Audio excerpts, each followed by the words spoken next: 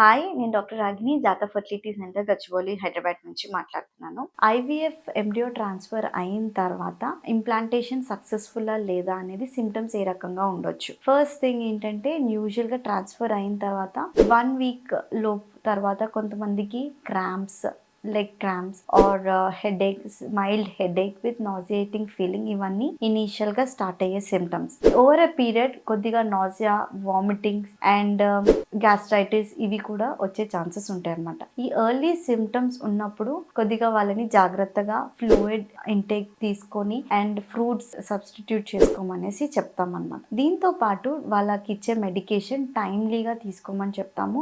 Omit are drop down of medications అనేది చేయకూడదు. ఎందుకంటే ఈ మెడిసిన్స్ వల్ల మనకి ఎంబ్రియోస్కి కావాల్సిన progesterone support and nutrient support అందిస్తుంది అనమాట.